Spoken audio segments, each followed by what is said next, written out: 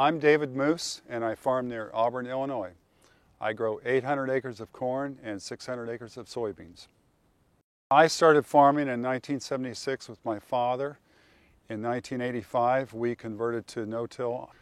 We've been no-till farming for 31 years. 4 years ago, we added cover crops to our rotation. I grow mainly cereal rye with some crimson clover, and on occasion, when the opportunity presents itself, I will add tillage radishes and rapeseed.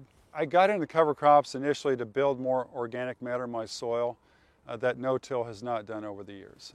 Like no-till, I had some bumps in the road the first 5 or 6 years, but I am committed to make this cover crop system work.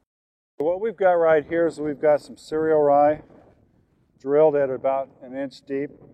It's been in the ground about a month now, and it's probably got about a foot taproot on it already. If I let that go through next spring, maybe in the mid to late April, that'll have a root probably 3 to 4 feet down into the soil. That'll provide a nice environment for the earthworms. It'll also open up channels for the water to run down, and it'll transfer nutrients both down into the soil and then back up later on in the season. We've just seen an explosion of worms too. Normally I can't dig a spade of anything without getting at least 1 or 2 worms. They're the workhorses. That's actually better than any disc or plow out there. They take the residue and they decompose it, and they build channels where the water can run down to deeper depths. You know, Nick came to me with the proposition of joining the Soil Health Partnership just after I'd started planting cover crops. And I found that that might be a great way to quantify just what the benefits and maybe the downsides are to cover crops.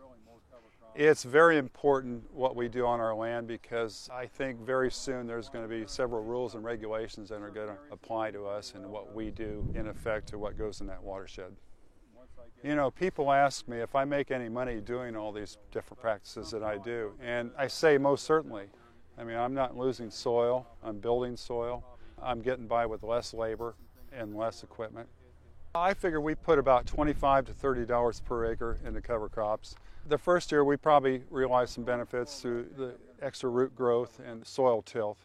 I just seeded my 4th cover crop this fall, and everything went in really nice, and we've got good stands, so I expect to see some nice things out of it. I'm not going to let that happen again. I got complacent.